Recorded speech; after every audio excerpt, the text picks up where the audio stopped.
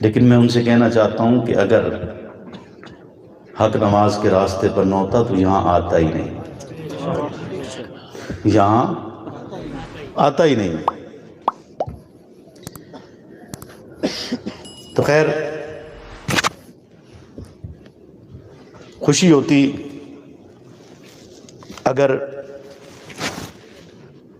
میرے راستے میں رکاوٹ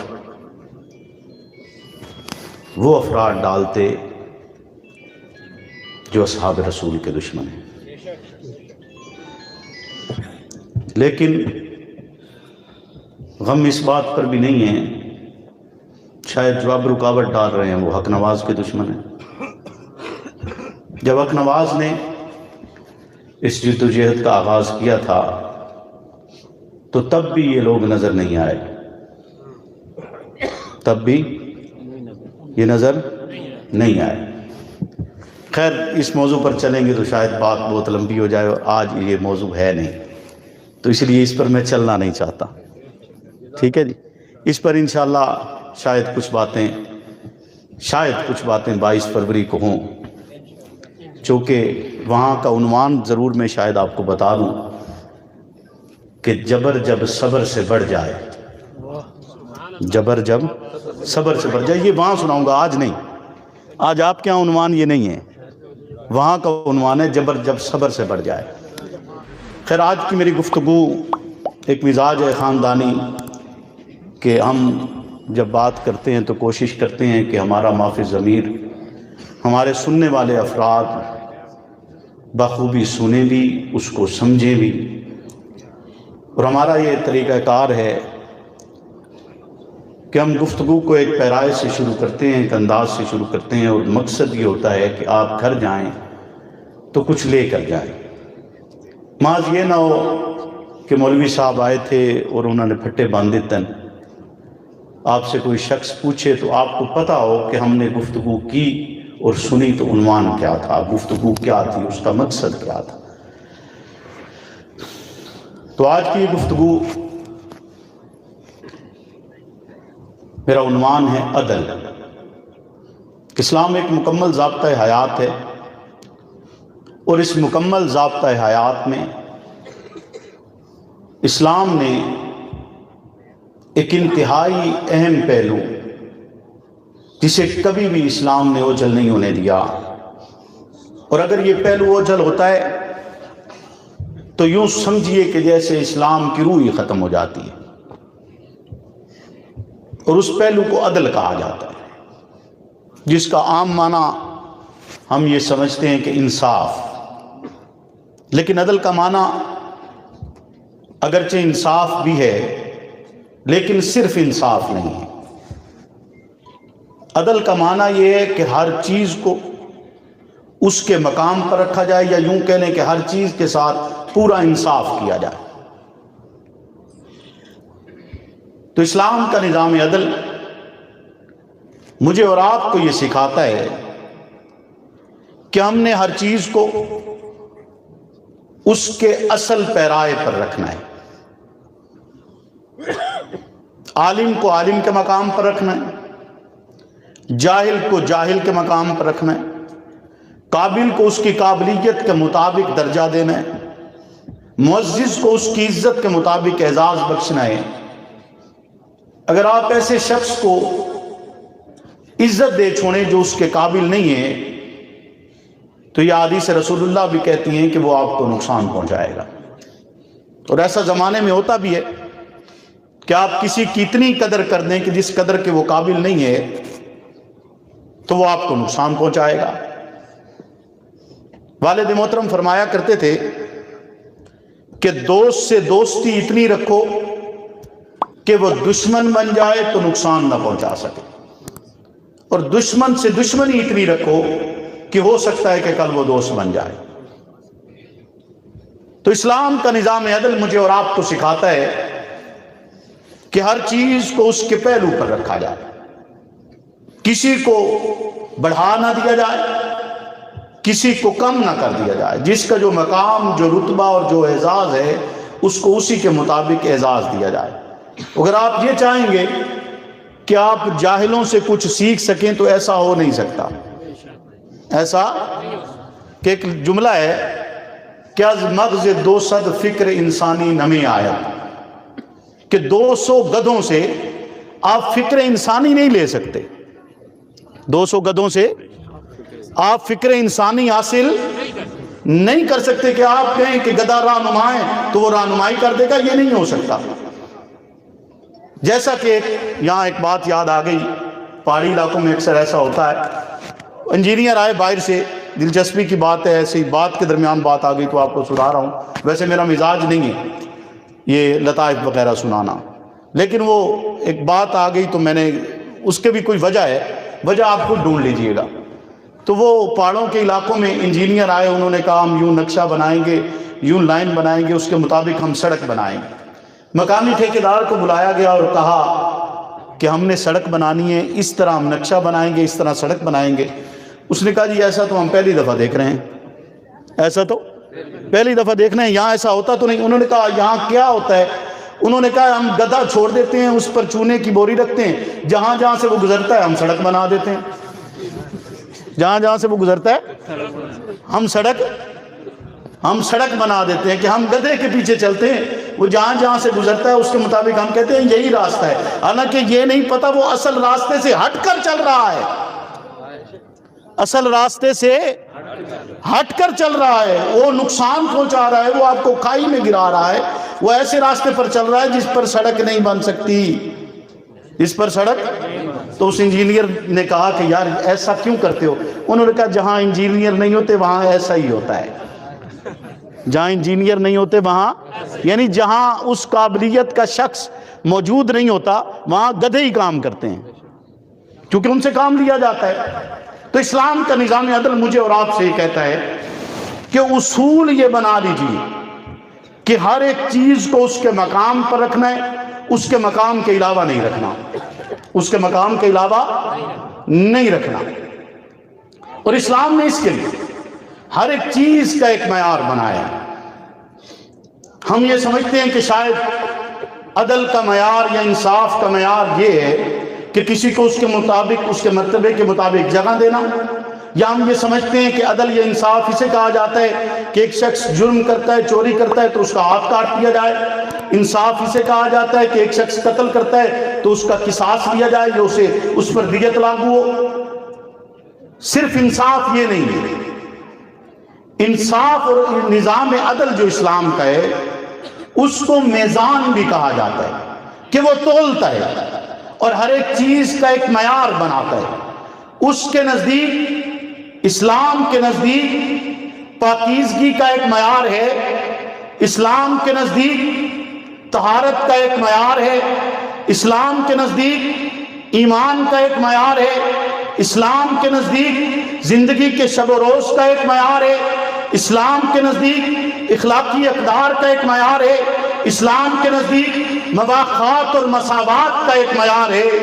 اسلام اس معیار سے کسی کو بھی گرنے نہیں دیتا ہے کہ اگر آپ اس معیار سے گرتے تو اس کا معنی یہ ہوتا ہے کہ آپ اسلام کے معیار پر عمل پیرا نہیں ہیں. اسلام کا معیار مجھے اور آپ کو جن اسلوب پر اور جن اصولوں پر ایک بنیاد بنا کر دیتے ہیں، اگر میں نے اور آپ نے ان اصولوں کو چھوڑا یا اس بنیاد کو چھوڑے تو ہم اسلام کے نظام عدل پر، ہم اسلام کے اس میزان پر پورے نہیں اترتے ہیں جس معیار اور میزان اور جس کسوٹی کو اسلام نے میرے اور آپ کے لیے بنائے.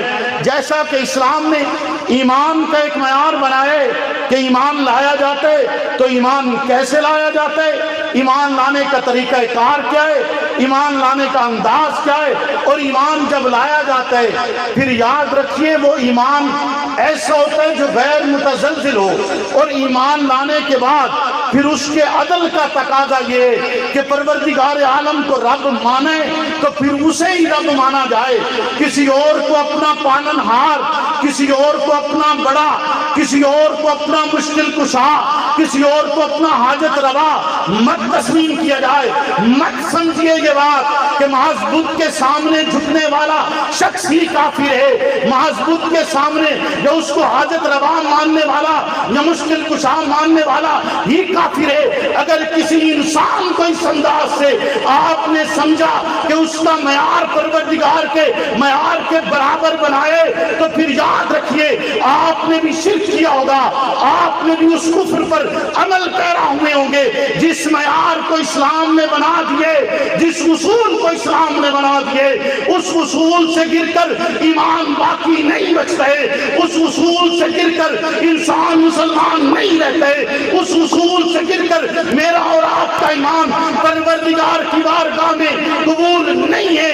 ایمان تبھی قبول ہے جب ایمان ویسے لایا جائے جیسی کسوٹی، جیسا میزان، جیسا معیار پروردگار عالم نے میرے اور آپ کے لیے بنائے۔ رب قرآن میں ذکر کرتے آمنوا بمثل ما آمنتم بھی، ایمان ویسا لاؤ جیسا وہ مقدس نفوس لائے کہ ایمان لاتے پھر ایمان بدلتا نہیں ہے، انہیں تکالیف دی جائیں تب بھی ایمان بدلتا نہیں ہے، نظریات بدلتے نہیں ہیں۔ ایمان لانے کا معیار ایسا رب نے قائم کیے اور یہی معیار ہے جس معیار پر اگر ایمان لایا جائے تو ایمان اس کی بارگاہ میں تسلیم کیا جاتا ہے۔ میں نے اور آپ نے ایک عظیم شخصیت کا ایمان لانے کا واقعہ سنا ہوا ہے، بے شمار مرتبہ سنا ہوا ہے۔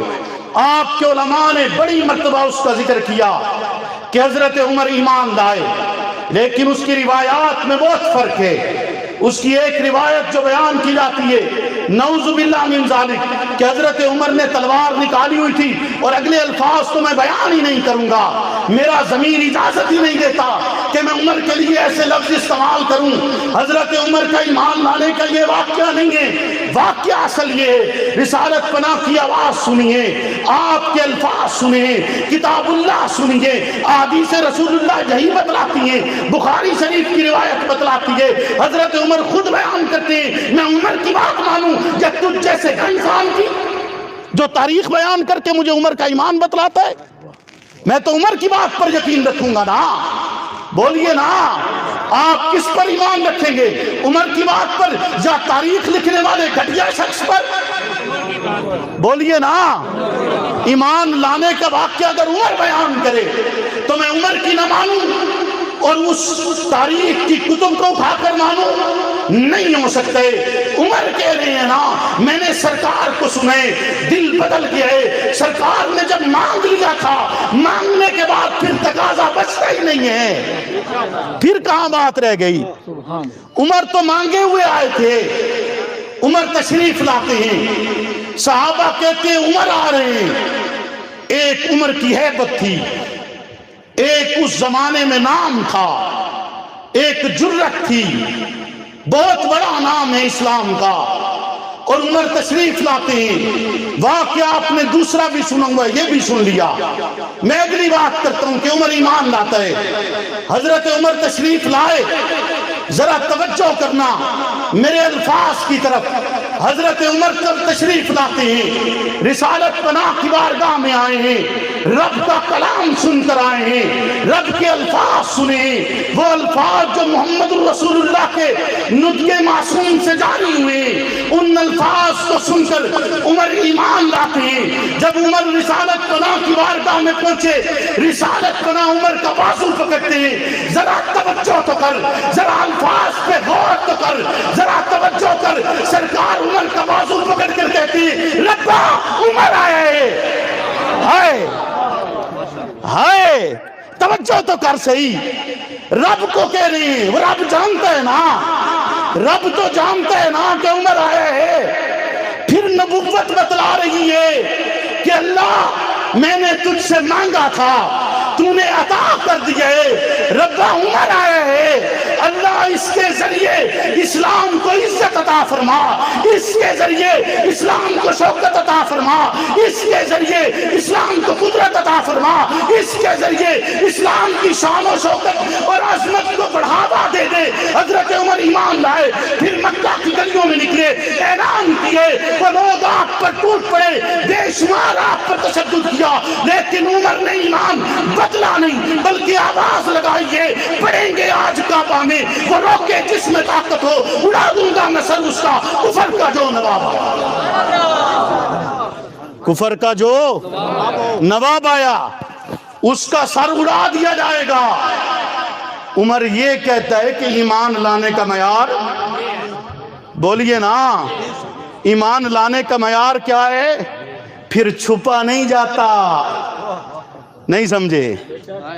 بولیے نا، چھپنا عمر کا مذہب نہیں ہے، چھپنا عمر کا مذہب، چھپنا عمر کا مذہب، بولیے نا، ہے مذہب یا نہیں ہے؟ نہیں ہے نا، تو جو عمر والے ہیں ان کا، جو عمر والے ہیں ان کا چھپنا مذہب نہیں ہے۔ رسالت پناہ نے عدل کیا ہے، آپ جیسا عادل کائنات میں پیدا نہیں ہو سکتا، آپ سے بڑا کوئی کائنات کا عادل نہیں، آپ سے بڑا کوئی فقیہ نہیں، آپ سے بڑا کوئی ذکی نہیں، آپ سے بڑا کوئی فہیم نہیں، آپ سے بڑا کوئی عالم نہیں، آپ سے بڑا کوئی جاننے والا اس کائنات میں موجود نہیں ہے کہ پروردگار عالم نے آپ پر احسان کیے، آپ کو عطا کیے، آپ اس کے دیے ہوئے علم سے بولتے ہیں اور پکارتے ہیں اور امت کو ہدایت کا پیغام دیتے ہیں۔ حضرت شیخ سعدی آپ کے لیے اشعار لکھتے ہیں، کہتے ہیں بلغ اللہ بکمالہ کشفت دجا بجمالہ حسنت جمیع خصالہ۔ تین مصرے پڑھے، چوتھا مصرع بنتا نہیں ہے۔ رسالت پناہ کی خواب میں زیارت ہوتی ہے، آپ خواب میں تشریف لاتے ہیں اور پوچھتے ہیں سعدی پریشان کیوں؟ سعدی کہتے میں نے آپ کی ذات بابرکات کے لیے اشعار لکھے ہیں، چوتھا مصرع بن نہیں رہا۔ سرکار کہتے ہیں سعدی اشعار پڑھ، سعدی اشعار پڑھتے اور کہتے ہیں بلغ اللہ بکمالہ، آپ ان بلندیوں پر کمال کے ساتھ پہنچے ہیں۔ کشفت دجا بجمالہ، آپ کے آنے سے، آپ کے جمال کی روشنی سے تمام اندھیرے چھٹ چکے ہیں۔ حسنت جمیع خصالہ، تمام اچھی خوبیاں آپ میں جمع، تو سرکار فرماتے ہیں صلو علیہ وآلہ، صلو علیہ وآلہ۔ آپ مصرع مکمل کر کے امت کو پیغام دیتے ہیں، امت کو پیغام دیتے ہیں کہ یہ ہے راستہ، اسے عدل کہا جاتا ہے کہ جب آپ کی ذات کی تعریف کی جائے پھر پڑھو، پھر پڑھو، یہ عدل ہے اسلام کا۔ رسالت پناہ نے عدل کیا ہے۔ توجہ کیجئے گا میری بات کی طرف، مدینہ کے نواح میں موجود چرواہے، مسلمان چرواہے، صحابی ہیں، اونٹ چراتے ہیں، ان چرواہوں کو شہید کیا جاتا ہے، ان کے اونٹ لے جائے جاتے ہیں، اونٹ چوری ہو گئے، صحابہ شہید کیے گئے، اور صرف شہید نہیں کیے گئے بلکہ ان کا مسلح کیا گیا کہ ناک کاٹ دیا گیا، کان کاٹ دیے گئے۔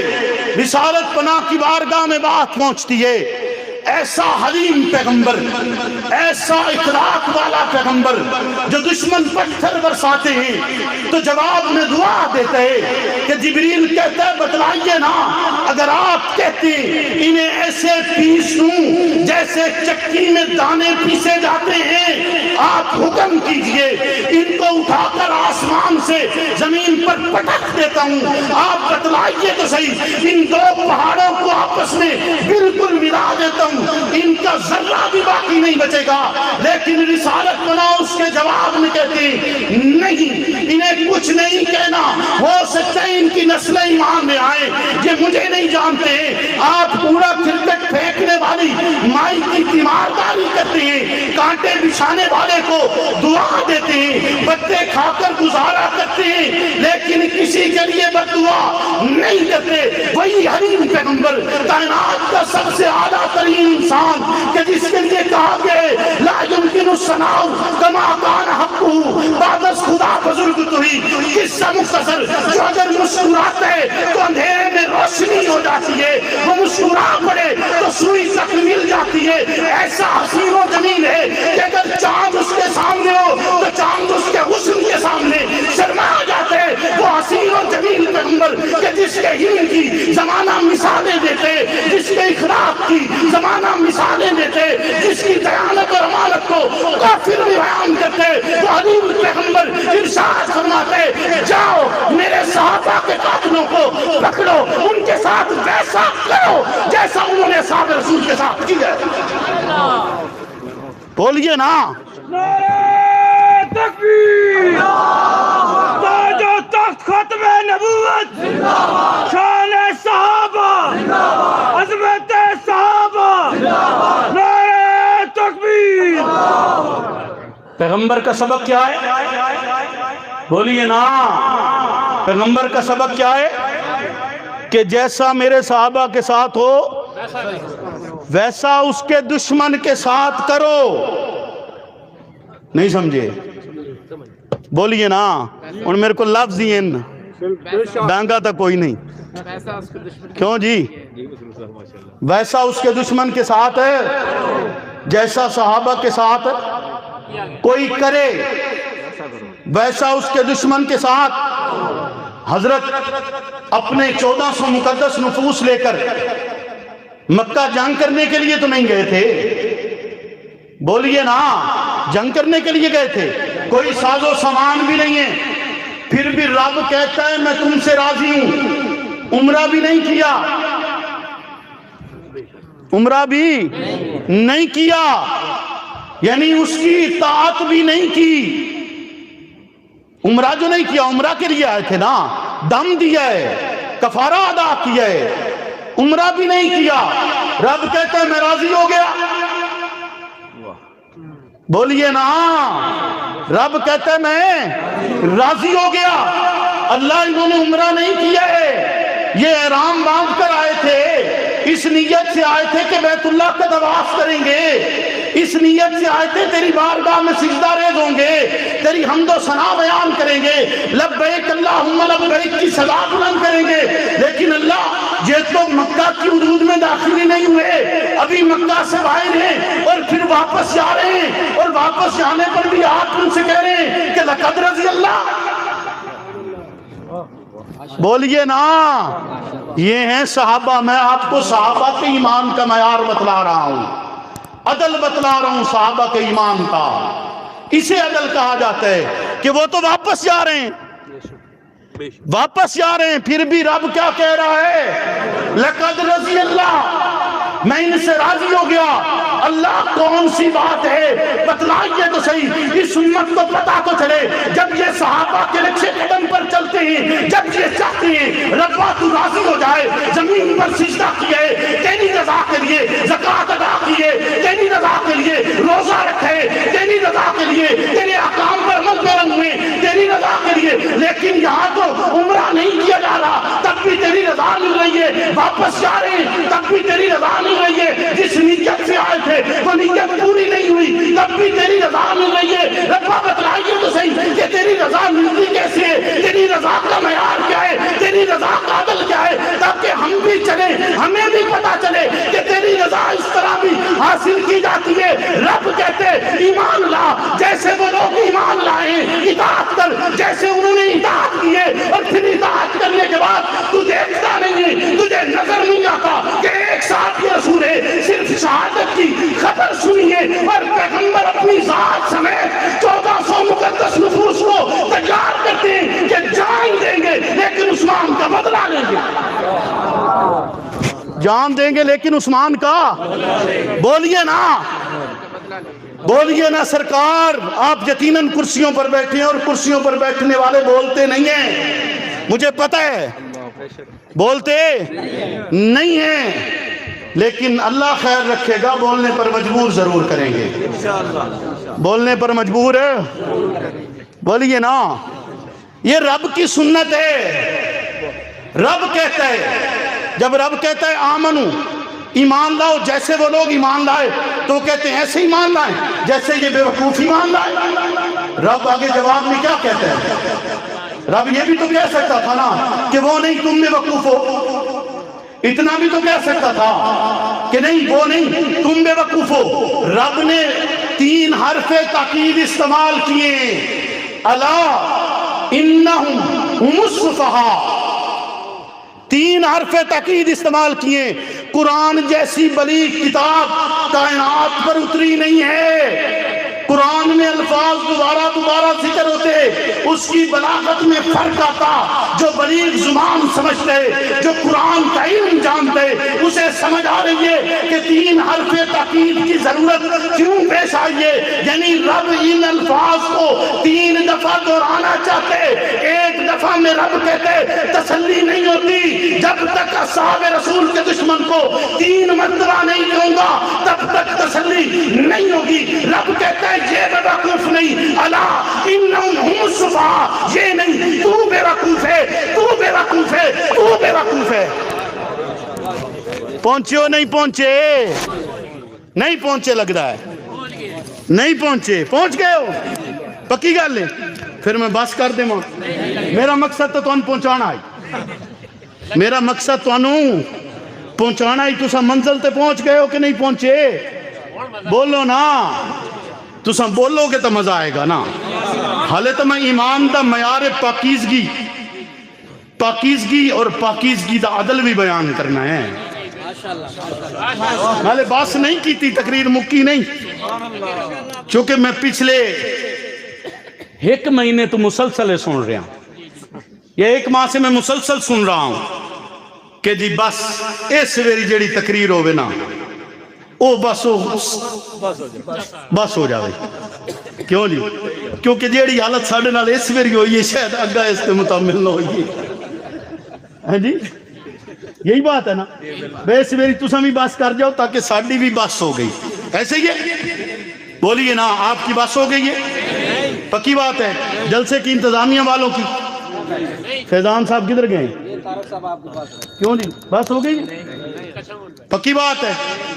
ایمان کا معیار پاکیزگی بیان کریں، بولیے نا، کریں یا نہ کریں؟ بتلائیں آپ کو ایمان کی پاکیزگی کیا ہے، بولو نا۔ آپ کی توجہ ہوگی تو میں بولوں گا، آپ بولیں گے نہیں تو مزہ نہیں آئے گا۔ توجہ ہے آپ کی؟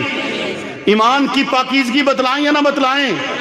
ایمان سب سے زیادہ جس بات کا تقاضا کرتا ہے اسے کہتے ہیں پاک ہونا، اسی بات کا سب سے زیادہ تقاضا کرتا ہے نا۔ نماز پڑھیں، پاک ہیں تو پڑھ سکتے ہیں، بولیے نا۔ روزہ رکھنا چاہتے ہیں، پاک ہیں تو رکھ سکتے ہیں۔ پاک ہونے سے کیا مراد ہے؟ کہ مال پاک ہو، بولیے نا۔ مفتی صاحب بیٹھے ہیں، فتویٰ بھی نہ لگ جاوے نا، توجہ ہے آپ کی۔ مال پاک ہو، دانت اللہ نے دیے، زبان دیے، ذائقے چکھ سکتی ہے۔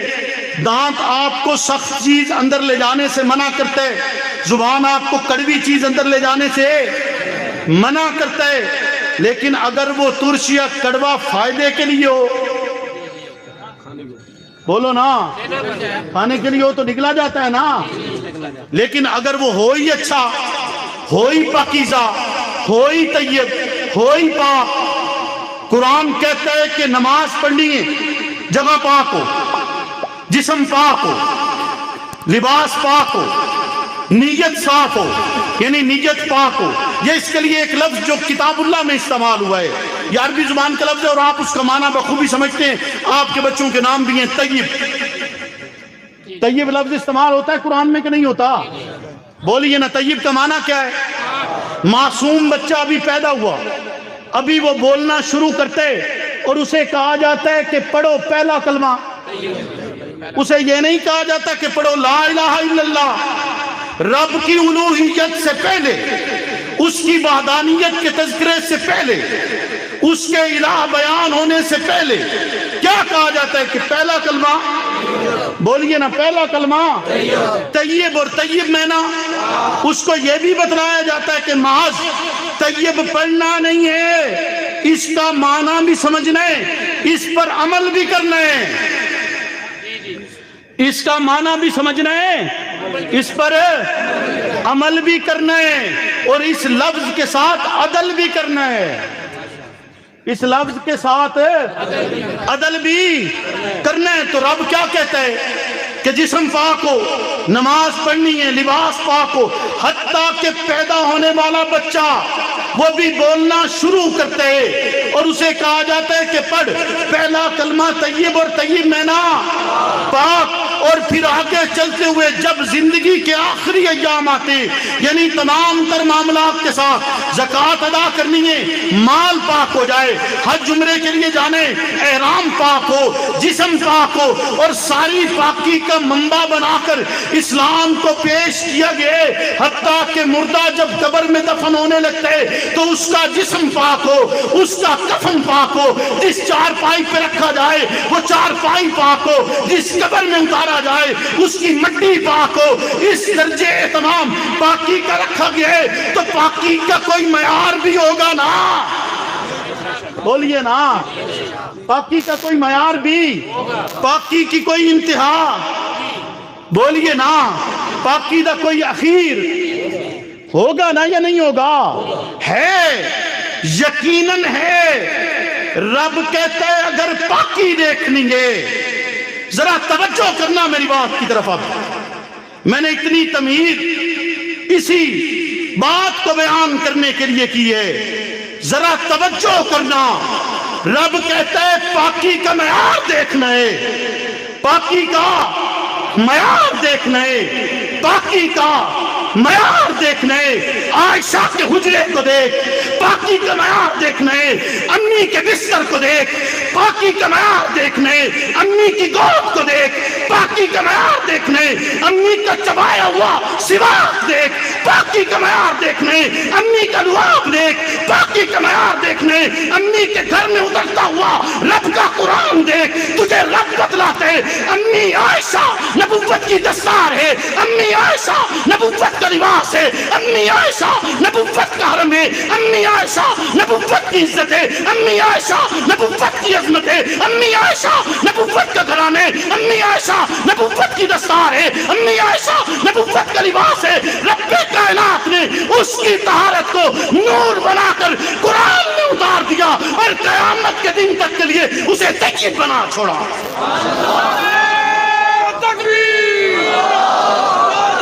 ختم نبوت، شان صحابہ، عفت امی عائشہ، عفت امی عائشہ، سیاست امیر معاویہ، نعرہ تکبیر۔ اس کو کہا جاتا ہے پاکی، کہ رب ایسے بیان کرتا ہے قیامت کے دن تک نہ کوئی حرف بدل سکے گا، نہ کوئی زیر بدل سکتا ہے، نہ کوئی زبر بدل سکتا ہے، نہ کوئی ترتیب بدل سکتا ہے۔ ترتیب بدل کر دیکھے، الفاظ بدل کر دیکھے، ہر مسلمان اس کے لیے یہ لفظ پکار اٹھتا ہے کہ تو کافر ہے، تو نے وہ لفظ تبدیل کیے، جس لفظ کو، جس طہارت کو رب نے اتارا ہے۔ امی عائشہ کہتی ہیں میں نے تو سوچا یہ تھا رب میری طہارت کو خواب میں بیان کرے گا، سوچا یہ تھا رب میری طہارت کو کسی بوڑھے بزرگ کی زبان سے بیان کروا دے گا، ہو سکتا ہے کوئی معصوم نطق بول پڑے، ہو سکتا ہے کہ رب کی بارگاہ سے الہام ہو جائے، پیغمبر کو پتا چل جائے کہ یہ تیری زوجہ پاک ہے، یہ مومنوں کی ماں ہے، یہ مومنوں کی امی ہے، یہ پاک ہے۔ اس کی پاکی کو رب بیان کرنے کا کوئی بھی طریقہ دے سکتا تھا، لیکن امی کہتی ہیں قربان جاؤں اے ربا تیری عظمت پر کہ تو نے اس کی طہارت کو ایسے بیان کیا ہے، جس کے حجرے کو تو نے جنت بنائے، جس کے گھر کو تو نے جنت کا درجہ دیے، جنت سے اعلیٰ مقام دیے، جہاں سرکار مدفون ہے قیامت کے دن تک کے لیے، جس کا حجرہ سلام و صلات کا مرکز بن چکا ہے، رحمتوں کا ٹھکانہ بن چکا ہے، جس کا حرم آج بھی عزت اور قدر کی نگاہ سے قیامت کے دن تک دیکھا جاتا رہے گا۔ اس حرم کی رہنے والی کے لیے رب آیت اتار دے کہ قیامت کے دن تک نہ کوئی حرف بدل سکے نہ کوئی زیر بدل سکے اور منبر و محراب میں کھڑے ہو کر تلاوت ہوتی رہے، منبر و محراب میں پڑھا جاتا رہے. اس کو کہتے ہیں پاکی. بولیے نا، یہ ہے نظام عدل اسلام کا، اسلام کا نظام عدل، کہ جس کا جو مقام ہے اس کو اس کا مقام دیا جاتا ہے، اس کو اس کا مقام دیا جاتا ہے. امی کا جو مقام تھا رب نے اس کو اس کا مقام دیا ہے. بولیے نا، وہ مقام دیا یا نہیں دیا؟ ان کے طفیل تو رب مٹی پاک کرتا ہے، رب مٹی پاک کرتا ہے یا نہیں کرتا؟ بولیے کرتا ہے یا نہیں کرتا؟ سرکار سفر پر ہیں، نماز کا وقت تنگ ہو رہا ہے. صحابہ کہتے ہیں اللہ کے حبیب نماز کا وقت تنگ ہو رہا ہے، نماز پڑھیں گے کیسے؟ وضو کا پانی تو دستیاب نہیں ہے، اور وضو کے بغیر نماز ہوتی نہیں ہے، وضو کے بغیر نماز ہوتی نہیں ہے. پاک تو پانی ہے اور اس کو استعمال کریں گے تو وضو ہوگا. اس پانی کو چہرے پر پھینکیں گے، بازوؤں پر ملیں گے، سر کا مسح کریں گے، پاؤں دھوئیں گے، کلی کریں گے، سارے احکامات پر عمل کریں گے، وہ وضو ہوگا اور پھر اس کے ساتھ نماز ہوگی، رب کی بارگاہ میں قبول ہوگی. اور اب یہاں پر وقت تنگ ہو رہے اور آپ کہتے ہیں کہ ہار ڈھونڈے بغیر جا نہیں سکتے، ہار ڈھونڈے بغیر جا نہیں سکتے. اب کیا کریں؟ سرکار کی بارگاہ میں آتے ہیں. وہ یہ نہیں کہتے کہ اللہ کے حبیب ہم ہار ڈھونڈنے کے لیے تو نہیں آئے تھے. بولیے نا، کائنات کے مقدس ترین افراد جنہیں رب نے محمد الرسول اللہ کے لیے چنا ہے، وہ مقدس نفوس جو ان حالات میں ایمان لائے ہیں جب لا الہ کہنا مشکل تھا، اور مشکل ہی نہیں ناممکن تھا، تکالیف کے انبار تھے، لیکن وہ ایمان لائے. وہ مقدس نفوس سرکار کی بارگاہ میں یہ نہیں کہتے کہ اللہ کے حبیب ہم الہی کلمت اللہ کے لیے آئے تھے، ہار ڈھونڈنے کے لیے نہیں، ہار ڈھونڈنے کے لیے نہیں. انہیں پتا تھا کہ امی کی عظمت کیا ہے، امی کا مقام کیا ہے. انہوں نے یہ سوال نہیں کیا، ہار تلاش کیے. صحابہ عرض کرتے ہیں کہ اللہ کے حبیب ہار تو مل نہیں رہا، اب بتلائیے کیا کریں؟ نماز بھی پڑھنی ہے، چھوڑی نہیں جا سکتی ہے، رب کا حکم ہے، آپ حکم کیجئے اب کیا کریں؟ جبریل تشریف لاتے ہیں، جبریل آتا ہے اور رب کہتا ہے جبریل ذرا تڑپ کے جانا اور میرے پیغمبر سے کہہ دے کہ ان سے کہیں 2 ہاتھ مٹی پر مارے، چہرے پر مل لیں، 2 ہاتھ مٹی پر مارے، کونیوں تک بازو پر مرے، رکوع کریں قبول کروں گا، سجدہ کریں قبول کروں گا. نماز پڑھیں گے، میری اطاعت کرنی ہے نا، میں ان کی اطاعت کو قبول کروں گا. یہ پڑھیں، نماز اس انداز سے پڑھ سکتے ہیں، یعنی میں اپنی ساتھی زبان چاکھاں تے رب آکھے کہ امی دا ہار لبنے چاہے مٹی منہ تے ملنی پہ جاوے، امی دا ہار لبنے چاہے مٹی منہ تے ملنی پہ جاوے، جو ان کے ہار کی اتنی حفاظت کرے.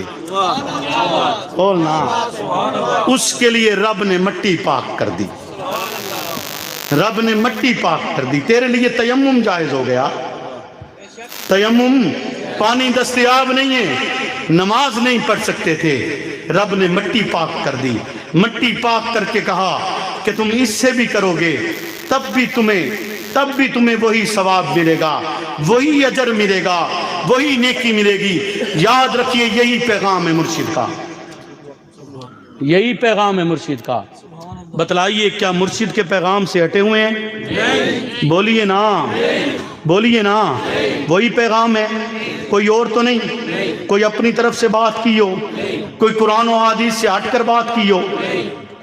ہم نے اپنے خاندان کا سب سے قیمتی فرد، اور صرف اپنے خاندان کا نہیں بلکہ میں یہ کہوں تو بے جا نہیں ہوگا کہ امت مسلمہ کا ایک قیمتی فرد، اس جماعت کا قیمتی ترین انسان بانی اس کی جان کا نذرانہ دیا ہے. دیا یا نہیں دیا؟ آج میری عمر کو 33 سال گزر گئے. میں نے زندگی کے 31 سال یتیمی میں گزارے ہیں، اور میں نے بھی سنا ہوا ہے کہ یتیمی ساتھ لاتی ہے زمانے بھر کے دکھ. سنا ہے باپ زندہ ہو تو کانٹا بھی نہیں چبھتا. تکالیف برداشت کیے، مصائب برداشت کیے، جوان بھائی کا اسی راہ پر نذرانہ دیا ہے، پھر آج آپ کے سامنے کھڑے ہیں. تو کون سا ذاتی مفاد ہے؟ بتلائیے تو صحیح. یہاں تک کا سفر کیوں کیا ہے؟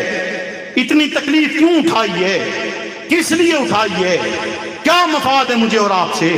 یا آپ کو مجھ سے کیا مفاد ہے؟ اسلام کے لیے اکٹھے ہوئے ہیں نا، اصحاب رسول کے لیے اکٹھے ہوئے ہیں، ان مقدس ترین شخصیتوں کے لیے اکٹھے ہوئے ہیں. تو پھر اگر اکٹھے ہو گئے ہو، اس سوچ کے ساتھ اکٹھے ہو گئے ہو، اس نظریے اور کاس کے ساتھ اکٹھے ہو گئے ہو، تو پھر اب نواز کے پیغام کی طرح ڈٹ جاؤ. فنا فی اللہ کی تہ میں بقا کا راز مجھ میں رہے. جسے مرنا نہیں آتا اسے جینا نہیں آتا.